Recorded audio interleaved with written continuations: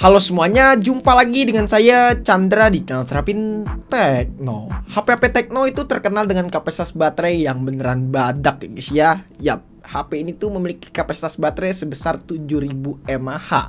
Ini dia Tekno Pova 3. Yap, bisa dikatakan HP ini tuh upgrade-nya itu cukup lumayan banyak ya daripada seri sebelumnya, yaitu Tekno Pova 2. Harga yang diberikan juga cukup lumayan miring nih, dan ini menarik banget buat kalian pinang. Nah, kalau kita lihat dari segi desain, HP ini tuh membawa desain yang cukup fresh dan baru banget ya guys ya. Dan kalau kita perhatikan ada detail-detail kecil seperti di sini tulisan Partner Engine, yang dimana HP ini tuh kerasa seperti HP gaming dengan harga sekitaran 2 jutaan. Tapi memang yang cukup disayangkan, saya dapatnya yang warna silver. Kalau misalkan saya dapat warna yang blue itu kayaknya keren banget, soalnya ada aksen-aksen RGB-nya gitu. Ya menurut saya harganya bakalan beda juga sih daripada harga yang ada normalnya ini, karena memang yang versi warna biru itu adalah seri yang special edition.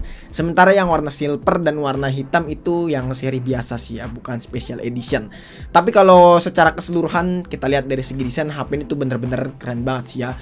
Build quality-nya sendiri ini kuat banget guys, walaupun polikarbonat tapi ini bener-bener kuat banget dan nggak kopong gitu loh ya. Terus juga di sini agak sedikit lumayan berat bobotnya memang karena kapasitas baterainya yang besar banget. Buat kelengkapan port bisa diakuin HP ini cukup lumayan komplit nih ya. Di bagian bawah di sini ada lubang speaker, terus juga ada lubang USB Type-C sama jack 3,5 mm. Di bagian kanan ada tombol volume up and down sama tombol fingerprint serta tombol power. Di bagian atas di sini ada lubang speaker, di bagian kiri di sini ada slot SIM card yang bisa triple slot. Jadi kalau kita lihat dari segi kelengkapan port, HP ini tuh udah komplit banget. Gak cuma dari segi desainnya aja, HP ini tuh menarik. Dari segi layarnya pun juga HP ini bisa dikatakan menarik banget nih, karena ada upgrade-an yang cukup lumayan banyak dari seri sebelumnya. Nah, untuk ukurannya sendiri di sini memiliki diagonal sebesar 6,9 inch. Ya, ini ukurannya sama seperti seri sebelumnya ya guys ya. Terus juga untuk panelnya di sini masih pakai panel IPS 90 Hz Full HD+. Yap. Di sini yang di-upgrade adalah refresh rate-nya yang udah 90 Hz. Sementara kalau kita lihat di versi sebelumnya itu Tekno Pova 2 masih pakai 60 Hz untuk refresh rate-nya. Ya ada sedikit upgrade lah, walaupun memang upgrade-nya itu nggak banyak banget sih. Nah, pengalaman buat masalah layar dari HP ini tuh bisa dikatakan cukup lumayan nikmat nih ya. Buat diajak nonton film enak, kualitas layar yang diberikan juga udah cukup lumayan mantep lah ya. Walaupun memang kalau dari segi warna, layar yang diberikan dari HP ini tuh nggak terlalu gonceng-gonceng banget. Di sini warnanya terlihat soft dan agak sedikit lumayan pucat kalau menurut saya.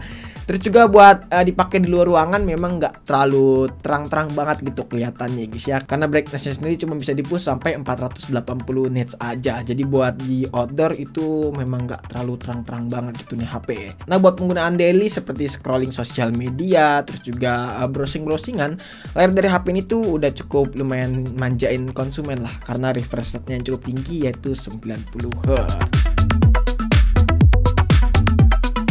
Beralih ke bagian performa. Performa dari HP ini tuh cukup lumayan ada peningkatan, walaupun peningkatannya nggak terlalu signifikan, terutama dari segi SoC-nya. Yang sebelumnya itu pakai SoC MediaTek Helio G85. Nah, di Tekno Pova 3 ini dia pakai MediaTek Helio G88. Yang dimana ini adalah SoC yang nggak lawas-lawas banget, yang nggak selawas di Helio G85 lah ya. Dan buat performanya sendiri Helio G88 bisa dikatakan ngebut sih ya. Buat skor AnTuTu-nya sendiri kita dapat di angka sekitaran 200 ribuan, yang menurut saya skornya itu cukup lumayan besar guys ya. Buat performanya sendiri saat diajak nge-game seperti game Mobile Legends, kita mendapatkan settingan di high guys ya, dan FPS yang didapat itu di angka 60, dan ini stabil banget tanpa adanya frame drop sama sekali. Main game PUBG Mobile pun juga libas, settingan smooth ultra. Nah, sayangnya memang untuk masalah giroskopnya HP ini delay ya guys, itu sayang banget sih. Buat main game Genshin Impact settingan lowest 60 FPS, FPS yang didapat itu di kisaran 29 sampai 35an FPS.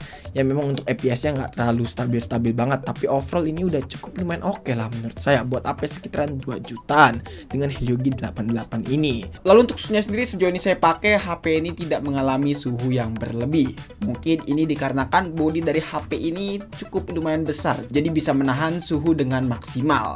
Main game Genshin Impact aja selama 20 menitan, temperatur tertingginya itu di angka 41 derajat Celcius aja. Bayangin tuh guys, seadem apa HP ini. Buat variannya sendiri kita dapat yang varian 6/128 dengan versi Androidnya di sini versi Android 12 dan juga untuk UI-nya pakai iOS 8,6. Nah, yang unik dari UI ini, dia itu mirip banget MIUI ya kalau kita lihat dari segi pusat kontrolnya. Walaupun memang kalau di sini kita lihat agak sedikit lumayan kaku ya, nggak sehalus MIUI gitu loh. Terutama dari segi kotak-kotaknya ini. Ya ada sedikit pembeda lah ya, walaupun memang nggak sama-sama banget gitu. Lalu beralih ke bagian baterainya nih. Untuk baterai sendiri HP ini tuh berkapasitas 7000 mAh. Yap, kapasitas baterai yang besar banget 7000 mAh. Buat SOT-nya sendiri HP ini tuh bisa bertahan 12 jaman loh. Dan ini bener-bener irit banget nih HP. Dan bahkan saya pernah seharian itu nggak ngecas, itu cuma turun sekitaran 3% aja. Waduh, itu masih irit banget bukan? Dan kalau buat main game sendiri, kalau misalnya kita push buat main game Mobile Legends ya dengan sekitaran 2 kali match, buat settingan rata kanan di sini berkurang sekitaran 3% aja. Jadi 1 kali match kurang lebih sekitaran 3%. Itu irit banget menurut saya. Nah, untuk fast chargingnya sendiri sebelumnya saya sempat ngeklaim yaitu 33 watt. Tapi nyatanya fast charging dari HP ini tuh cuma 25 watt aja guys ya. Nah, yang 33 watt itu adalah adapternya. Yap.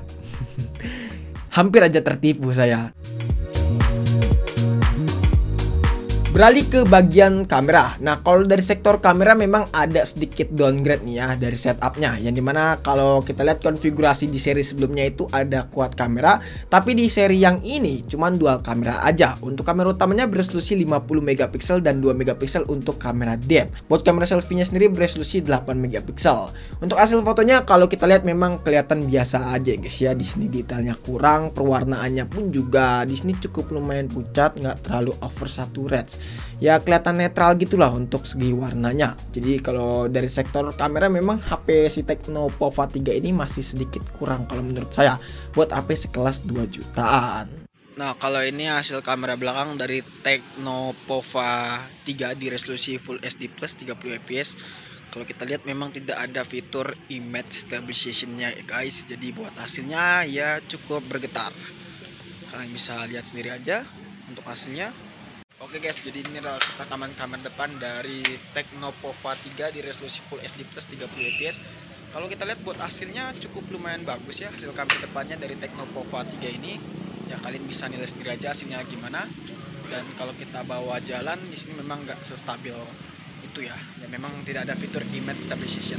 Perlu catatan juga nih guys, keunggulan HP Tecno dengan HP lainnya kalau saya compare dengan harga di kelas yang sama, yaitu dari segi fiturnya. Karena HP Tecno punya fitur NFC, terus juga dual stereo speaker yang kualitasnya itu cukup lumayan oke, tapi nggak terlalu oke banget guys ya.